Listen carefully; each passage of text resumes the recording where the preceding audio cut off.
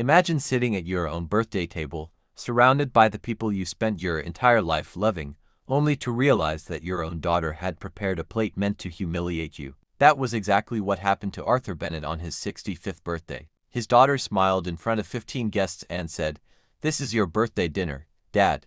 You've lived off us long enough." Everyone laughed. Arthur didn't. He simply looked at his daughter, lowered his eyes, and whispered, "I understand." But what nobody knew was that before sunrise the next morning, Arthur would make one decision that would change his daughter's life forever. Arthur Bennett had spent 40 years believing that a parent's greatest reward was seeing their children happy. He had worked long hours, skipped vacations, repaired the same old car year after year, and quietly paid bills whenever his daughter Claire needed help. When Claire was young, Arthur had been the father who waited outside school in the rain. When she went to college, he worked overtime to help pay her tuition. When she bought her first house, Arthur used almost all of his savings to help with the down payment. He never kept a record. He never asked for gratitude. He only wanted one thing in return: respect. On his 65th birthday, Claire invited him to her beautiful home. There were 15 guests, relatives, neighbors, and family friends. Then he walked away. That night, Arthur returned to his small apartment. He sat on the edge of his bed for nearly an hour without turning on the light. His birthday cake was still sitting untouched in a box beside him. He opened his phone.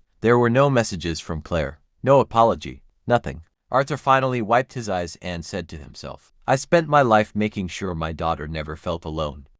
Tonight, she taught me that sometimes the loneliest place in the world is sitting among your own family." The next morning, Arthur made several phone calls. He met with his lawyer. He reviewed his finances, and he made one important decision. For years, Arthur had been secretly paying the mortgage on Claire's house because he wanted to give his daughter financial security. He also had a small investment account he had planned to transfer to her one day. But after what happened, Arthur decided that his future would no longer be sacrificed for someone who treated his love like a weakness. He legally removed himself from Claire's financial arrangements and stopped paying expenses that were never truly his responsibility. He didn't destroy her life. He simply stopped carrying it. 3 days later, Claire called. Her voice was completely different. "Dad, the bank says the mortgage payment stopped."